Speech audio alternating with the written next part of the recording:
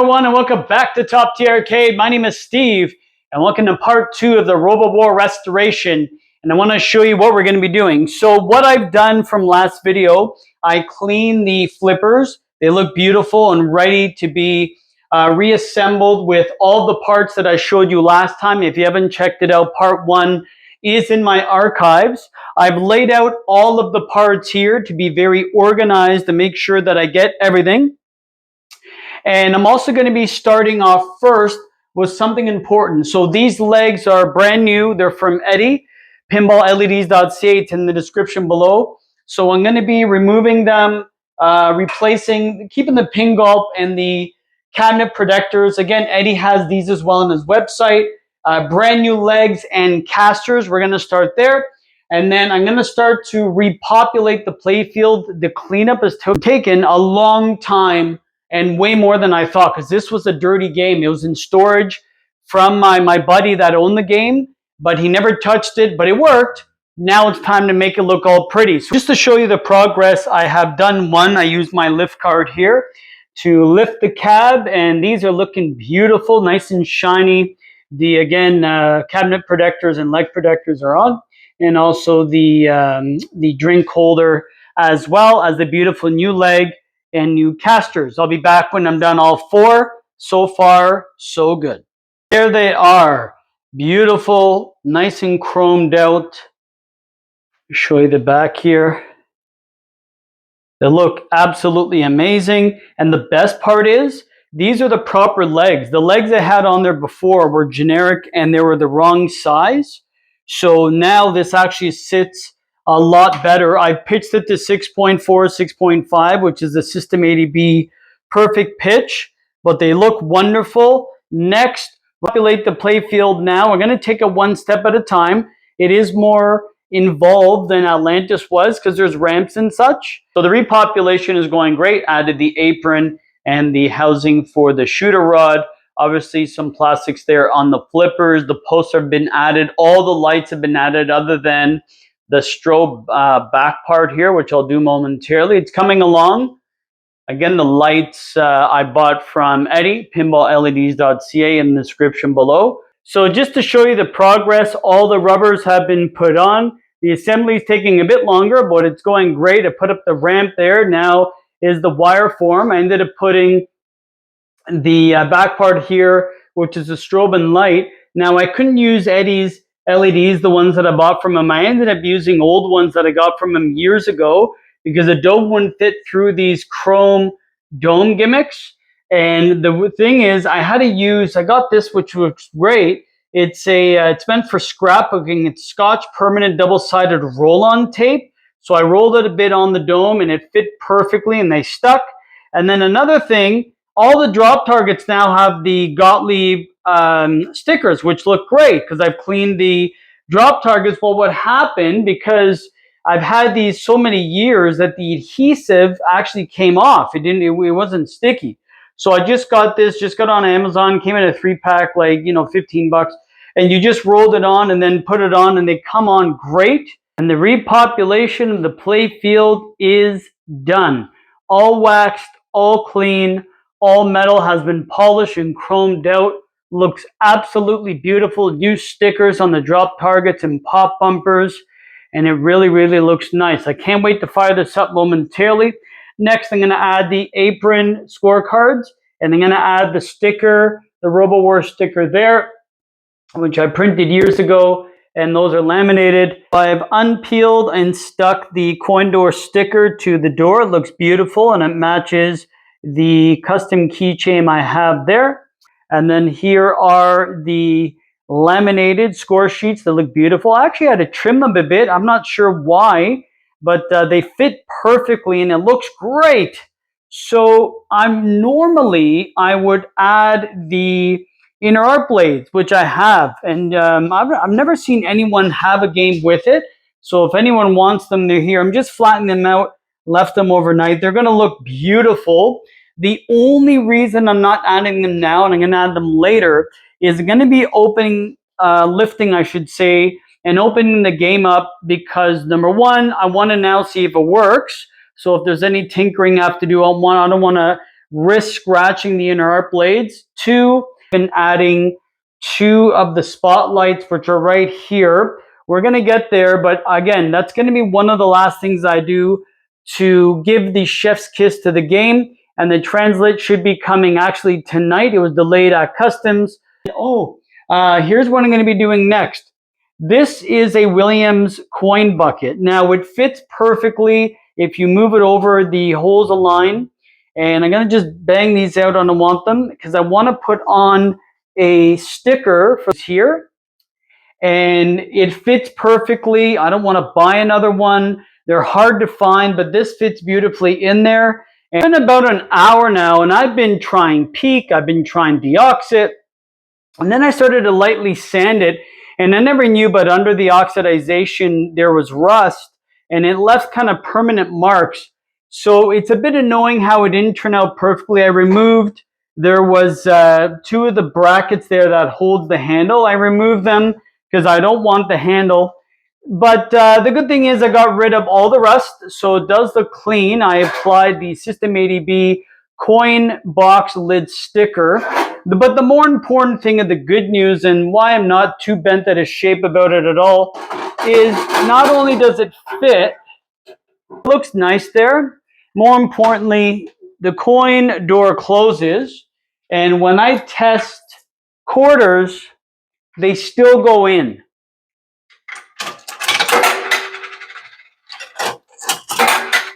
Which matters. And that's all that matters. Again, it's not like a coin up, it's on free play, but I always like to have it functioning. And if I ever got rid of it, it's complete. But that now is done. Let me just put on the... Now, this clip is bigger because the coin boxes for a System 80B often come higher. There's like a little lip. But again, it's secure there, it's not touching anything, and it looks good. Okay, so I plugged the game in, and I want to check to see if the transformer is getting power. So I plugged my soldering iron in the service outlet. There it is there. We should see a red indicator light. Let me turn it on, that if there's power. 1, 2, 3. Hey, good news. Okay, so the indicator light is on, which means that the transformer is good, and we didn't really touch anything electronically. So now let's try and turn the game on for the first time. Let me close these lights. Okay, so I literally went through every Molex in the game, and I put Deoxit in it, in the female side, put it in, left it for 10 minutes, and we're about to turn it on for the first time. Now, here we go. 3, 2, okay. There we go. Sometimes it just needs an on and off. Ooh, it's working! Okay. So far, so good. That's interesting. Target 3 light is not on. I'm going to look at the bayonet. That is number T and beta is not on. YA is a different color. Uh-oh, did I grab the wrong LED? Okay. Launch attack is not on. Neither is this where it says ball. There's a light behind there. Interesting. So the good news is it's stable and it's working. And another good thing, I thought I had to replace the starter and the fluorescent too, but I don't. When I adjusted it, it turns on immediately. So it's just dirty. The starter, I cleaned it a bit, the leads, and I turned it and it works great. Oh, more good news. While I was doing this, my package came, the translight. So we're going to check that out anyways. Let's press start and see what happens. Oh yeah, it's super loud too. Good. Okay. So the lights, the strobing lights seem to have turned on. And it looks to be not bad. That's a nice clear screen now that I've cleaned it. I can't wait to put the translight on. All right, let's plunge. Here we go. Best soundtrack in pinball. There we go. I'm going to play one-handed. That didn't work at all. Yeah, the light, I'm going to have to check that. This is great news. Oh, yes, I love this game. One of my favorite games. It looks so beautiful. I can't wait to turn, on nighttime and turn these lights off. I missed. Okay, I'm going to be back. This is amazing news. I'm going to be back. Oh, I have to tighten that up, that's for sure. The music's rocking too hard, and I want to put in the tilt ball, and I'm also want to light up the coin lights because I forgot that I unplugged them. So the other lights I got working. I just had to move the bayonet holder there, and then I also forgot the light for the Alpha 3, which is right there. And then one of these lights, I forgot the incandescent, and that's why it was a different color. The only thing I haven't fixed yet, and now I know why. You see that bayonet holder, the lamp holder? I was moving it, I guess, when I was trying to put it in because it's very tight quarters in here. And it disconnected, and then the actual lamp socket is broken. I've tried everything, it doesn't work. Like it'll go on for a sec and then it's screwed. So it's okay. I'm going to just tape that off and then eventually get one and replace it off camera. So before I show you the translight, I forgot to tell you also that I've set up the coin lights. They look great. Let me show you what I've done here. So I've neatly tied and then glued the wire holders up there. It was all kind of all over the place, and I don't know why, but the Player 2 light was tied within this twist tie, and I don't know why, but either way, I used the LED holder, and I've now put a red, that's the track sound, a red 1SMD LED that I had way back, just to give it that extra nice little brightness, so that looks great. Okay, now, so here is the translight that I got. I had to get it from overseas. I think it comes from Sweden. This is the website and the company, Pinball Center. This is the amount. So this is for a translight for Gottlieb Robo, it's in euro. And I got hit with about a $30 import fee in Canada. So all in all, converted, it's around 200 bucks. So here is how the translight comes. They've been nice enough to add a wafer little chocolate. That's nice. And let's unwrap this and see what the translight looks like. Well, everybody, it happened. For the first time in 14 years in the hobby, it finally happened to me, and it's bad news. That's the old translight, and here is the new translight. Looks beautiful. Here's the problem. Do you see those ripples? During packaging, which this box is silly, it should have been a hard cylinder. UPS, because he was held at customs for 5 days, because he was from Germany. Ooh, the Germans. It was punctured with something really heavy, and this dismal packaging did not protect, thus created ripples in the translight which cannot be flattened. It's brutal. A. B, I tried to put it on to see how bad it was, and it's too long by around ½ an inch, which is no problem. I can get an exact one, cut it. So I said, well, how bad can it be? I called Mary down, and she goes, Steve, let's do it. And I went to put the glass behind it just to see what it would look like. Well, then this happened. Yep. It's almost shocking. The glass broke. I'm almost speechless. What happened was, with these games, you have to angle it upwards. No problem. When I was angling it, the long translight was catching, obviously. So, okay. And then I went to adjust it, turned it, smashed the glass into a million pieces. How tragic.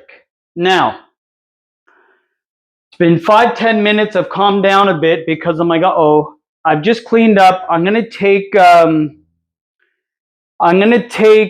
few minutes here, about an hour. I'm gonna clean it very carefully, and I'll be back to show you the result. 3 bad things. Damage in shipping translight. It's too big to begin with. Try to put it on, smash the glass. The first time ever in 14 years, either in pinball or the arcade. I've always wondered what it would feel like, and it sucks. Let me carefully take this glass away. So it's been about an hour and a half since the glass broke, and I took my time. I used the part with the bristles with the vacuum, and it worked very well. And again, you know, took it slowly, didn't take it too seriously or take it to heart too bad. It happens, you know, it's happened to everyone, I assume, and it was just a matter of time. So now I know to be very careful and how sensitive it can be. Anyways, took the plastics off, you know, vacuumed underneath, lifted it under the playfield, shook it in the backglass. I played it 3 times, and it plays beautifully. It still works. The glass that I was going to replace anyways, it's very, very scratched. It was in storage from my buddies, and he didn't touch it for like 10 years. So as you can see, that's going to be replaced anyways. What I did do, just to keep, you know, more of a positive outlook, I took something off the list. I added the tilt ball there, so that looks nice. Next, I'm going to be installing 2 spotlights, one here and one here to point, because I played it yesterday in the dark and it's very dark in the middle. So I kind of want to shoot it like here. So you can get like the ramp like here and then shoot it like here. So there's light there and there. And I did similar to my turtles, and I did similar to Swords of Fury. Okay, so I have installed the 2 spotlights. They look great. I tied them in to this GI here. So I just ran the cords under that lead switch on the playfield and then soldered it again to this GI. So they look great. It's just a 1 SMD LED. It adds some really good light. As you can see here, this whole playfield now is pretty lit up. And again, we'll see everything once it's all done. Next, I'm going to be installing the inner art blades, and we'll go from there and see how these look. It never ends, does it? Already cut my hand. Okay, so the reason the playfield is literally on its side, if you're ever curious, you just lift it vertically, and then I just slowly lean it on its side. Hopefully I didn't hit anything, but anyways, the reason I did it is because there was never inner art blades for this game originally. This is 1988. And the one that I bought came from overseas. And I guess it's like stock like in every other game, but this one, it doesn't fit. System 80Bs are just different, which means look how long it is, and then it's still further long. So I have to cut it, and I have to measure it to fit, A. And number 2, the reason the playfield is on the side, and I know it looks crazy, is there was no room in between. It was super tight. I've tried it. It was starting to scratch. I'm like, nope. So I put in the playfield on its side. So I'm going to cut this. The only good thing about this is now it's easier to stick on, because now, you know, I can, it's not obstructed, and I can take my time and just cut the back with the scissors, and I'll explain how I'm going to do that. So I'll be back. All right, one side is done. It took around 20 minutes. I took my time, just cut it out, made sure, and then I cut this one as well. So I kind of flipped them upside down and cut them the same. So that part's done, and they look pretty good. You know, so far so good. Let's hope. I know it's going to be a tight fit, but let's hope it doesn't impact it too much. I'm going to move over the playfield, do the second one, and then we'll see how it looks. I'll be back. Okay, so I have finished the other side. Bit of a tough angle to see here, but it went pretty well. I had to cut out that, so I had to do some extra work because The arm holder thing is there, but yeah, it turned out pretty well. And we are good. So now I'm going to put the playfield in. Hopefully it doesn't scrape the artwork or lift it. I'm going to leave it for a good hour so the adhesion sticks to the cabinet. I'll be back to show you what it looks like, clean up the side rails and the lockdown bar, and we're almost finished. And we are done. Art blades have been installed and they look great. Continuity on the artwork on the playfield. There's the ships there. There is the robot gimmicks there. And then on the right side, again, looks really, really nice. The right side I had to raise just a tad because there's the wooden block from the arm. So I had to raise it again. These I had to literally cut out and makeshift them because they were made for like Williams games, and I guess they only have one format, and it wasn't really meant for these type of games because this is the first time I've ever seen art blades in a Robo-War. And you know what? I'm really happy with them. Again, not nice spotlights, add a nice little flair to it. It's integrated with all the metal acorn toppers on the plastics. And we are almost done. All I have to do next is chrome down and polish up the lockdown bar and the side rails here. And now we just have to wait for a new piece of glass and also the backglass and put on the artwork. Obviously, you saw the fiasco that happened. But like I said, it looks really, really nice. So I've just blown out and vacuumed for the last time. I'm going to show you inside the cabinet. There's the coin bucket with its sticker. There is the inside of the cabinet looking beautiful. No more urine smell, no more rat droppings. Everything is clean. The inner art blades look beautiful. I've chromed out the side rails. They look really nice. Also the lockdown bar. Let me lower the playfield and show you that. So here is the cabinet. Wipe down the legs. There is the side rails. They look nice and shiny. I'll show you both sides. Again, front sticker looks nice, matching keychain. Clean the lockdown bar. Here is the playfield. I've again waxed it one final time just to make sure after the glass break, but everything looks and plays beautifully. Nice and shiny, nice and clean. Again, two spotlights there. They look great. Now, the only thing I'm waiting on is the playfield glass because the one I have here is super scratched. I have that ordered from my buddy Dino, and also a new backglass. And there is the translight that's pending for the backglass. I'm going to put that away, and we are done. Whew, what a journey.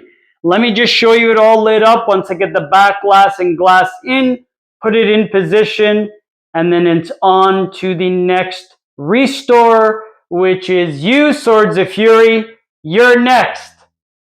And we are done. Gottlieb Robo-War Restoration Part 2 of 2 is now complete, and it looks absolutely beautiful. I learned a lot during this restoration.